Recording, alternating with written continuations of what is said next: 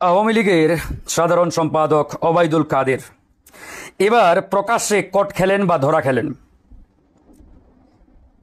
আজকে তিনি যখন প্রেস কনফারেন্সে বক্তব্য দিচ্ছিলেন, মনের কষ্টে সহ্য করতে না পেরে মিস্টার ওবায়দুল কাদের আজকে এক পর্যায়ে বলে ফেলেছেন, মিডিয়ার সামনে বলে ফেলেছেন যে মিস্টার ডোনাল্ড লু দিবালোকে দিনের বেলায় বাংলাদেশে আসলেন।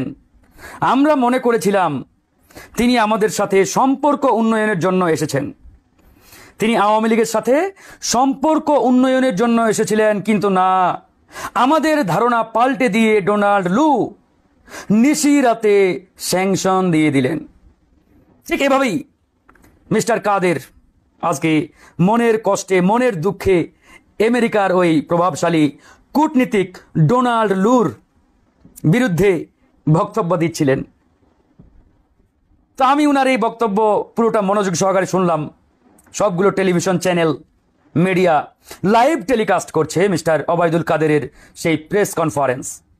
আর প্রেস কনফারেন্সে মিস্টার কাদের কাদো কাদো কণ্ঠে, এক প্রকারের কান্নাজনিত কণ্ঠে তিনি বলছেন যে আমেরিকা আমাদের সাথে সম্পর্ক উন্নয়ন করবে এরকম একটি ধারণা আমাদের ছিল, এরকম একটি স্বপ্ন আশা আমাদের ছিল। এরকম স্বপ্ন নিয়ে আশা নিয়ে আমরা আমেরিকান সেই প্রভাবশালী কূটনীতিককে আমরা বলেছি এবার আপনারা অন্য কারো সাথে মিটিং করতে পারবেন না, শুধুমাত্র আওয়ামী লীগের সাথে মিটিং করবেন। হয়েছেও তাই। ডোনাল্ড লু এসেছেন, বিরোধী কোনো দলের সাথে মিটিং করেন নাই, বসেন নাই, মিটিং করেছেন শুধুমাত্র আওয়ামী লীগ এবং সরকারের বিভিন্ন দায়িত্ব পদস্থ কর্মকর্তাদের সাথে। এটি নিয়ে শুরুতে আওয়ামী লীগের ভিতরে আনন্দের হিল্লোল, আনন্দের বন্যা বয়ে গেছে। আর ওবায়দুল কাদেররা তো দিন রাত মিডিয়াতে গরম গরম বক্তব্য দিচ্ছেন, আমেরিকা আমাদের সাথে ভালো সম্পর্ক করার জন্য আসছে, সম্পর্ক উন্নয়নের জন্য আসছে, আমেরিকা দেখেছে যে আওয়ামী লীগ ছাড়া বাংলাদেশে গতি নেই, ইত্যাদি ইত্যাদি। সেদিনই আমি বলেছিলাম যে ডোনাল্ড লু কেন এসেছে এটা কয়েকদিনের মধ্যেই টের পাবেন, কয়েকদিন গেলেই টের পাবেন যে কি বার্তা, কি মেসেজ। এটাকে আসলে বার্তা বলা যায় না, এটা ডোজ বলা হয়। যেমন রোগীর অবস্থা যখন খুব ক্রিটিক্যাল হয়ে যায় তখন আপনি নর্মাল ডোজ দিলে ওষুধের কাজ করে না।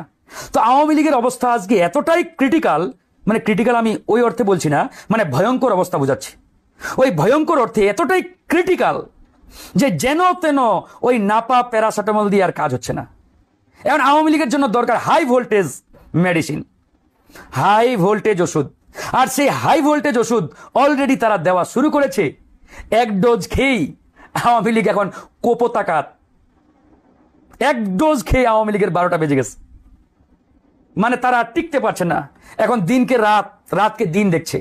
ওবায়দুল কাদের আজকে সারাদিন সূর্যের আলো দেখতে পান নাই, অন্ধকার দেখতে পাচ্ছেন, চোখ তুলে যেদিকে তাকাচ্ছেন শুধু অন্ধকার। কেন? তারা কোনোদিন চিন্তাও করে নাই যে ডোনাল্ড লু যাওয়ার পরপরই, তার পরপরই এরকম একজন প্রভাবশালী ব্যক্তির উপরে স্যাংশন দেবে, নিষেধাজ্ঞা দেবে। চিন্তার বাইরে ছিল তারা। কিন্তু তারা মিডিয়াতে কি বলেছে, জনগণের সামনে কি বলেছে, যে আমেরিকা আমাদের সাথে সম্পর্ক উন্নয়নের জন্য এসেছে, তারা আমাদের সাথে সম্পর্ক উন্নয়ন করতে চায়, কাজ করতে চায়, ইত্যাদি ইত্যাদি।